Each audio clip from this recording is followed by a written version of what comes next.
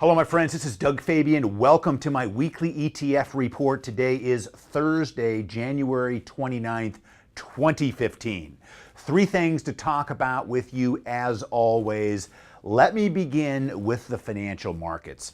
Now, we've just about closed out the month of January, and some maybe unusual things in many people's minds happening in the financial markets so far this year. Let me go through them briefly. U.S. stock market indexes, the S&P 500, the Dow, the NASDAQ, are down 2 to 3% so far this month. This is just a normal correction, and I don't believe that the correction has fully run its course. One of the reasons why the U.S. stock market is correcting is because of the strong U.S. dollar. For example, Microsoft reported weaker sales this quarter because of the strong dollar, and the stock fell 10%. That's a big move in Microsoft. And there have been many incremental moves in large companies that have a multinational presence because of this strong dollar. So as we're going into this new year, that's a big shift. Also, so far this year, the US dollar's up about 4% versus other currencies. So that strong dollar trend is still in effect. And as I have reviewed the landscape, from the standpoint of this calendar year, that strong dollar will be in effect for most of this year. Now, let's turn our attention to the international markets. They are in the green so far this year, whether it's Europe, Japan, the emerging markets, not huge. They're up 1 to 2% so far this year, but they are positive relative to the US market. And then lastly, the bond market. Bonds continue to be strong as yields have fallen. Quite counterintuitive because U.S. economic activity is getting better, and usually that's an indication that bonds are going to be weaker.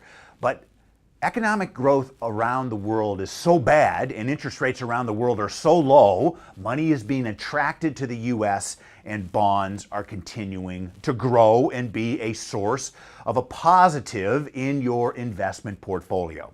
So that's a quick update on the financial markets. Let me turn my attention to your personal finances. Here we are at the end of January, and maybe you have even forgotten your New Year's resolutions.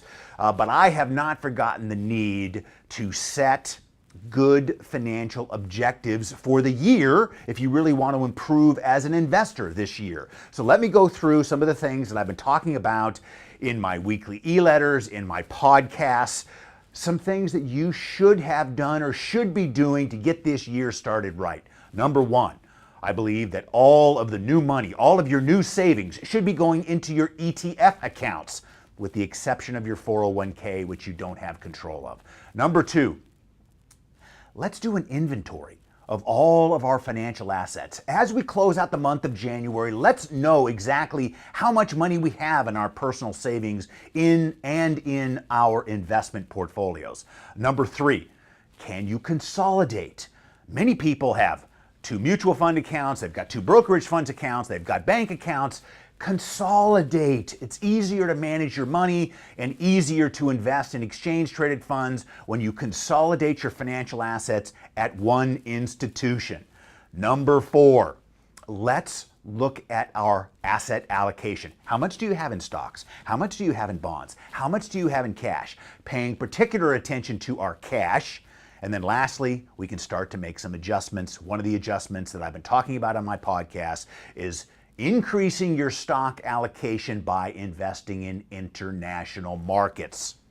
Now, the third thing I want to talk to you about today kind of really sets up the next couple of weeks. I just returned last night from a 3-day event called Inside ETFs in Hollywood, Florida. It was 3 days of intense learning on exchange-traded funds. What's new? What's happening in the big macro picture? Heard from all kinds of speakers.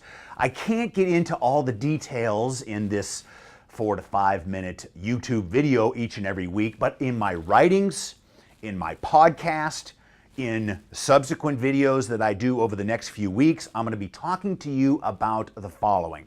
Number one, I'm going to talk to you about the innovative new product in exchange-traded funds. There's some great new stuff out there that I want to share with you. Number two, I want to talk about the big picture. I want to talk about the macro. And the macro is what should be driving your asset allocation. Number 3, I want to talk to you about some new strategies. In the next few weeks, I'm going to be doing a YouTube video that's going to be lengthy. It's going to be my 10 best ETF investing ideas for 2015. 5 for income, 5 for growth. And there's just so much good stuff happening in the world of exchange traded funds. I came back from this conference very excited and enthusiastic. Lastly, I'll just leave you with this. If you need some help with your ETF investing endeavors, you should consider a subscription to Successful ETF Investing, and at the very least, become a member of etfu.com. Membership is free, and listen to my weekly podcast. This is Doug Fabian. Thanks so much for tuning in today.